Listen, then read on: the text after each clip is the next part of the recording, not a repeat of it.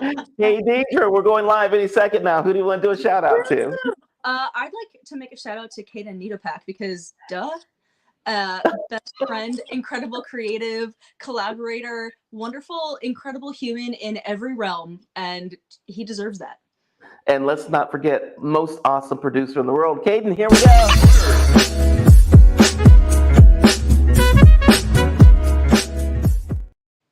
Hey guys, today we're talking with one of my favorite witches, third degree high priestess Deidra Catero, who bridges the gap between traditional and contemporary magic. She holds an award-winning production designer. She's with over 20 years of experience and formal training in both magic and art. Deidra is a design fabrication specialist that has worked with over 25 film pieces, varying from production designer, art director, scenic charge, and most recently, historical magic consultant. I want to jump into that and know how that happens. Welcome to the show, Deidra. You make me sound so much cooler than I am.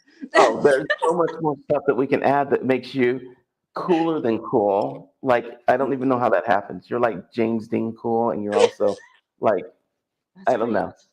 I take that. Thank you. Thank you. He was really cool. I mean, I do ride a motorcycle and wear a leather jacket sometimes. So I've seen pictures of that, and it's amazing. So you are a high priestess, which that also does productions and film productions. How do you combine those two? How did that ever happen? That you go from that side of yourself to this side of yourself and make it work as a profession? Well, it started off because I thought someone was messing with me at first. In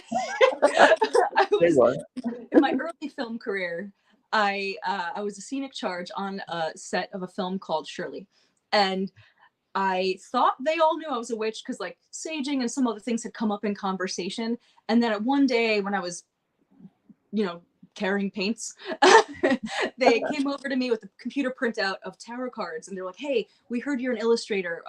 Do you think you'd be able to like help with these props? And I was like, okay, that's funny. Like, okay, haha. And they were like, remember, as a scenic charge, like you don't really know what the film's about. You just know kind of like what you're painting and what feel you're doing. So I had no idea what the film was about at first. And then they're like, no, really? Like, what do you mean? I'm like, you know, I've been teaching this for like 15 years, right? They were like, wait, what? And so that's where film found out that I was also a high priestess. And they pulled in the director, the creator, they pulled in the lead actress, Elizabeth Moss, gonna give her kudos because she was so super cool in my like awkwardness. And they pulled in the props master, and I was kind of giving them like a formal consultation on how to make a tarot reading look real. And I was like, how like in-depth do you want this to be? Like what cards, like what do you want the reading to say? I could tell you what cards to pull and what kind of cards to use. And they showed me this beautiful Victorian deck that was time period, but they didn't recognize at the moment that, tarot cards are 78 tiny paintings. So either they'd have to be super, super, super rich to have something painted of their time, or it would have been passed down or something a little more common. So I gave them one of my decks to like use as a reference and stuff like that. And then, being a teacher, I just kind of was like, cool, that like awesome, breaks the stigma. Like, yeah, let's share. That's like my goal in life, right? To share and inspire people to do what they love, because this is what I'm doing with what I love. And then the director called me on the phone and was like, hey, like while we're shooting this, can you help me like just confirm like that turning it this way is okay and facing it like that? And I was like, okay, yeah, and again, I was new in film, so I didn't really know like what was or wasn't supposed to happen or not, like, and my friend who happened to be a gaffer was like, you should be getting a consultant credit. And my other friend who happened to be a linguistics major was like, you should call it historical magic consultant. And I was like, you're right. And that's where that began. And film found out. And because I'm a specialty design fabricator, I'm kind of known to be able to create things that people don't know how to make. So the scene shops I used to run, and when I did corporate and like coming back into this world again, I am known for that. So whenever productions come up that are more often or not supernatural based or horror based, because those are kind of the ones you get to make fun things for that don't exist, right? It's either, or period pieces where like they don't exist anymore. You got to like recreate this thing, or this person's a psychopath, so we're going to make this weird prop, or this is supernatural and we don't know how to emphasize it. Like, how do we do that? I get brought on for those a lot. And I kind of already had that niche. But then when they found out that I was like also a high priestess, and as the world is changing and growing, people are wanting to learn more about what it's really like and what it's about and what it feels like and how to express it. That's what I do now. So I So, tend to design and consult and do other things with it. was there any such thing as a historical magical consultant? Then you built that term, you and your two friends. I think we built the term, but consultants certainly exist. There's been a lot of Right. pieces in history that are about witchcraft that have used consultants. And the thing about the thing about being a consultant is that you could give your advice and you could give your guidance, but it's really, we're all making an art, so it's about dramatic license and if they want to choose to incorporate it or not. So I've been on productions too that I've been a consultant for, and they're like, that's really neat, but we want to go more this way, and that's okay too. And usually I'm art department on that as well, so I still get to make really cool things. But it's a real thing. And I think one of the things that I hope I have that's a little unique is that since I am a formally trained third degree high priestess, I have a different insight that might be a little deeper than someone that may just be practicing more recently, and that's beautiful too. But I had the opportunity to train with a number of different traditions and pantheons, so I like to bridge the gap between things and connect the thread of like what's kind of more universal magic than necessarily even a specific branch, because I was fortunate to know those experts and get an opportunity to work with them and learn with them. Wow. So when you talk about magic on film, now we've got Harry Potter magic, and then we've got magic in the real world. Now, do you do both in film, or do you lean more toward like the magic in the real world side? Well, I think both are fun, Wow. and I think that there has to be, for the sake of a visual representation of what magic can be versus a like what you experience on your own. How do you make that happen? We actually did an interview not terribly long ago with a number of us and my high priestess for a production called Thorn Trees, and we actually spoke about what it's like to represent magic on screen when a lot of the stuff that like we do or feel kind of be just like you staring at a person sitting by themselves. So how do you like make that come off as something? And that's one of the neat things about Harry Potter in that sense, that they bring that a little bit to fantasy and that feeling, but how do we do that to feel more real sometimes and less fantastical sometimes, or even both?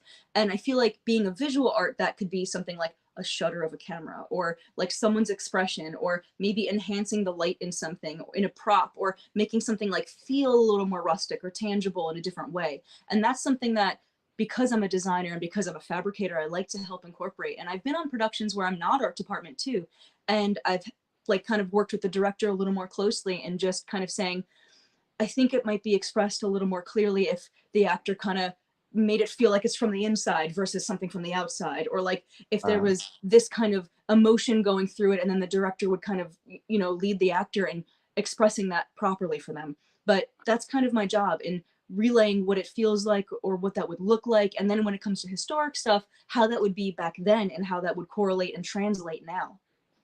so you not only do the design and the production stuff, but you are now also an actor. And Yeah. I believe I just want to go over some of these things. Yeah. Like here, you are acting, and what is the name of this piece? And then what are you doing here? This piece is still in post production, but keep an ear and eye out for it. I'll probably be making posts about it hopefully soon. It's called Witch Mafia, and it's an incredible piece. It's humor and it's like love and it's coming of age, and it's also the director and writer duo. They care about how the magic is represented. So I came on that project kind of with a different producer, making posts about working on a project that's about Italian witchcraft in the 1970s and how cool that would be. And I'm like, wait a second. I was like I'm Strega, which is Italian witchcraft too. And I'm like, I would love to work on this. And I really did have this really insecure moment of maybe I'm not a good enough designer, or maybe they don't want it to be about real magic and like I'd be a burden. And like, I get that. I totally understand it. But I got over that fear and that insecurity and that like imposter syndrome. And I reached out and I said, hey, I'd really love to participate in this and help, whether it be design or magic consulting, if you're willing. And they were like, Deidra, we'd love to have you on. This is like a new project. We weren't sure. And when I had a meeting with the directors, it was so incredible because I think the witchcraft part and like my high priestessness wasn't Hmm. relayed. So when I called, they're like, oh, we already have another designer. So I ended up co-designing with Stephanie, who's incredible. And they were like, but there is this other side of it that's like more supernatural. And I'm like, oh yeah, like the magic side. Do you want it to be like real magic or like more fantastical? And they were like, wait, what? I'm like, because I could really help with that if you're looking for that. I know the training of Italian witchcraft. And they were just like, what? And I'm like, oh yeah, like I'm a formally trained third degree high priestess, and I specialize in blah blah blah blah blah, but like I'm strega myself, so that means a lot to me. I'm Italian, you know. And they were just like, we've been looking for like how to get it more represented accurately and like with respect, but like we didn't know how to reach that. And here you are coming to us. And I was like, well, that's how you know the universe wants your story to happen and that it's going to be really cool because it wants to be shared. It brought us together when we didn't even know what was happening. And in that piece, what ended up happening was I was co-designer and I was the historical magic consultant, and they were really cool. And they are a production that cared about how the magic was represented and changed the script as per my guidance. And then they were like, you know, we have this role that's the eternal or ancient high priestess, and you'd have to tell us how to make her act like a high priestess anyway. Would you be willing to do it? And right. You and I was tell them how to act like a high priestess. There you go. well, you know, it's a weird thing to be like, how do you get someone in that mindset, you know? And I was like, and I had just recently gone to like this transformation myself, and it was really affirming, and it kind of felt like a sign for me from the universe being like, ha, now you got to do it. I'm like, all right. So I did, and it was strange because I never felt more comfortable. I was like really aligned with it, and I felt truly in my element in that way. And I think because it was brought to my attention later that because I do public rituals that are kind of in a ceremonial, like ritual performance kind of way, because I'm a designer and I like to make things pretty and like make an aesthetic and a feeling for people to really feel the atmosphere. I've been doing that for over 15 years. So when I'm in like high priestess mode, when it's something that I'm just comfortable with, I felt it was wonderful, and it was truly a blessing for me and an honor too. So you get to actually work with not only the director, but with the DP. Like if you want to light something, like, let me just take a look here. Like, did you work on this and you go like, I want this lit like this because I'm going to be coming from here and all that kind of stuff? Or how does that work out? So the production designer, the DP, which is the director of photography, and the director are the three key creatives in film. So they're kind of like all in a line. The director has this vision, and it's our job as the production designer, which is like art department stuff. So it's the stuff you see, versus the DP, which is how it looks like through the camera and how it's lit. It's our jobs to make that work together in a collaborative. And it's really wonderful to work with a team that's like truly collaborative like that. So for this one, I was the production designer and historical magic consultant. This is a piece called Hammer. It's based on witchcraft in the 1600s during the Spanish Inquisition, when people were enslaved and people were put in prison for it or not for it. And that's the kind of the thing that makes you wonder. So in this piece, we got to film in a really wonderful location. And in those instances, those are torch or candle sconce holders that I and my mister, who Austin Cleverly is my mister and I love him, and he's often my construction coordinator or often my art director if I'm designing, and he and I designed and built those pieces and put the candles on and had this like feeling with the director and the DP of like what we wanted to achieve with that look going down this like menacing hallway. That's awesome. I just love this whole way that you can, I want to talk about this too. And then there's that people oftentimes don't get to do what they love. Like they'll go home and say, I've got to, do this. But as soon as I put all the kids to bed, I'm going to work on my art, or I'm going to work on this other thing. But they don't get to then take their art to work, because those are two separate things. There's home life and then there's work life, and you combined the two. It's hard. It's hard because I did have a moment of, or not a moment, like it's something you live with all the time. Like my mom is an incredible fine artist, and I am a designer for directors. So when it came to my own artwork, which you'll probably see later, some of my spirit portraits or my astral art or my illustrations that I've done in books, it took a while for me to accept that I was like a real artist and what that means and what that was defined to. That was what it was defined by for me. And the definition of those things and like what is real or is not real is hard when you have society or different people or like internal trauma or past history like really creeping up on you, to face that and to do the shadow work, which is facing your ego and facing your trauma and facing all those hard things. And that's a huge part about witchcraft. So for me, Art and Magick, which is like my brand, Art and Magick are the same, because my goal in life, whether it be my career or my personal self or through my artwork personally or in film or not, is to inspire people to do what they love, because this is what I'm doing, and to make the abstract tangible. And that's by definition what magic is and what art is. It's taking things that are just a concept and bringing it into reality. I want to show people some of the other cool stuff that you've done too. That was a rock. That was a what? Sorry, I got excited. No. You said that was a. It's a prop. So prop versus set dress versus wardrobe is prop is like things that actors handle. Set dress is things that people don't touch. So that was a prop that was supposed to be a glowing crystal, and we molded it out of resin, and like we inserted an LED and we put stuff in it to make it shine like that. But the neat part about it was, because I work with crystals intensely too, because I teach crystal readings and do that, I was able to guide my scenic in that moment to make it look more realistic. I love that. And what about this guy right here? That's a model box for a band called Lucid Dementia, also still in post-production, where they wanted me to create a miniature that was going through like a Valley of the Dead.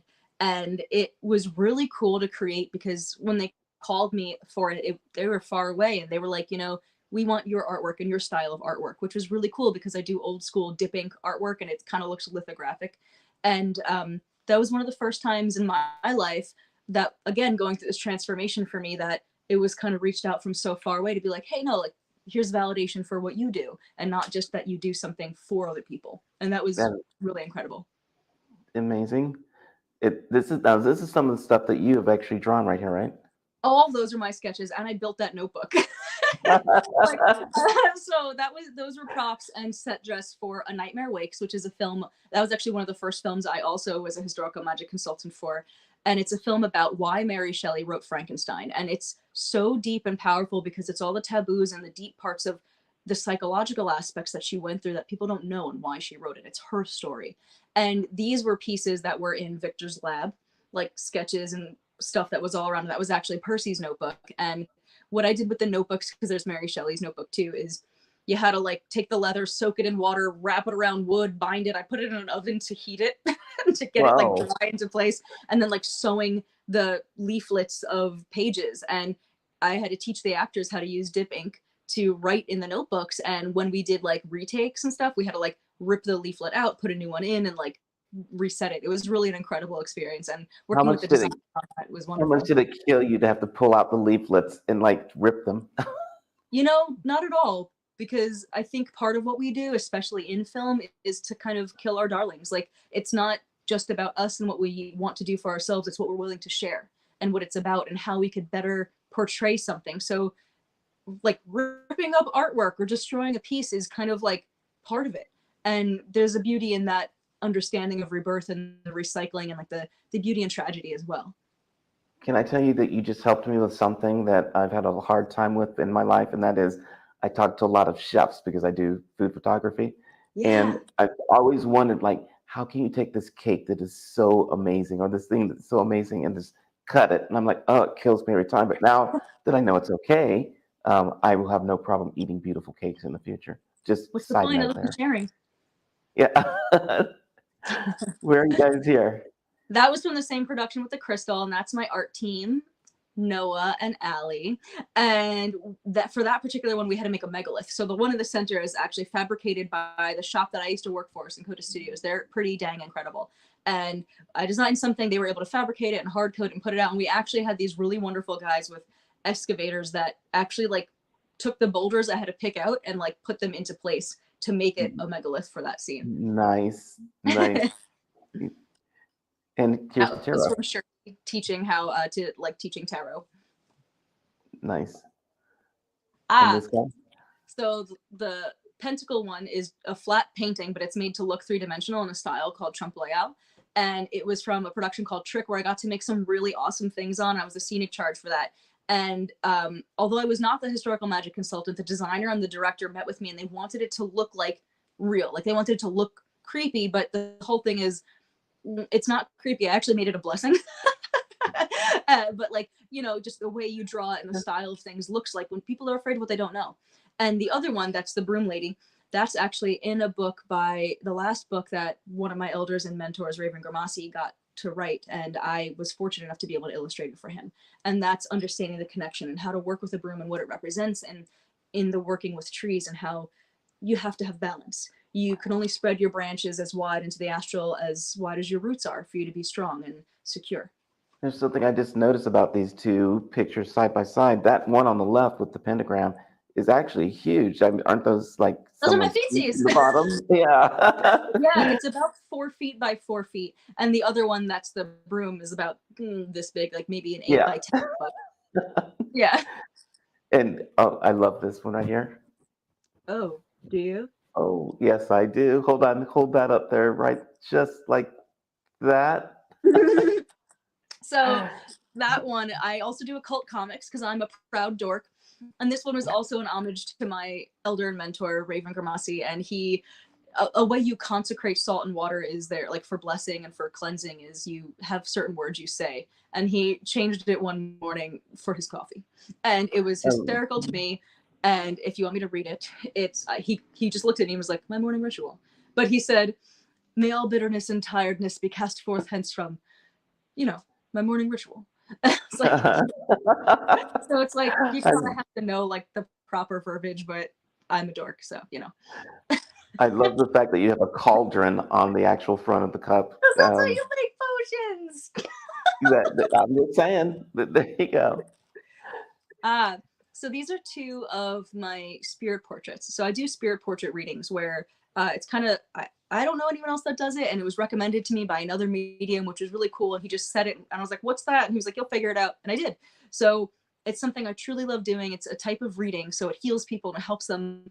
But what I do is I look at someone, and then it's kind of like automatic writing, but automatic painting, and I just paint what I see. I create what I see, and then I paint it, and then I actually give you a full reading off of it. It ends up being like 1 or 2 pages long. And Wow. the one that's the butterfly came through as a 3-dimensional piece, and the other one was actually for someone that had passed on, also for Raven. Oddly enough, I have a lot of those things in this series of pictures I gave you, but it's meaningful. What is And that butterfly made out of? That is beautiful. oh, my light went out, but that's kind of funny.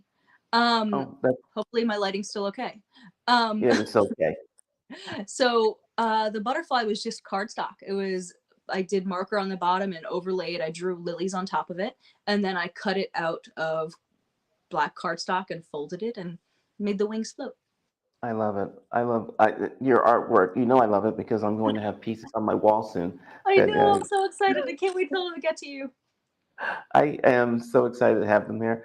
I also want people to be able to get in touch with you and know more about your art and your magic and you in general because Yes, you're of an course. awesome person.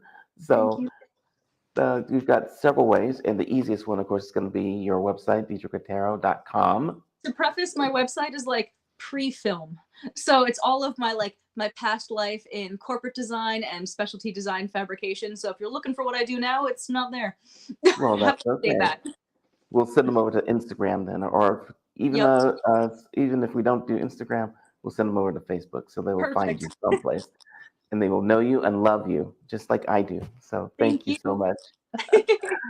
We're definitely going to have you on again. There are so many more things we can talk about. We didn't get to the tingles. We didn't get to the just living the dream and all that kind of stuff. So we're going to get to that too. Awesome. So thank you so much for being on, Deidra, and I will see you again in the very near future. Thank you. I love you, and I love you guys, and thank you for listening, and thank you for sharing, because that's the most important thing that we could do in this world. It's awesome. Thank you. Bye. Bye.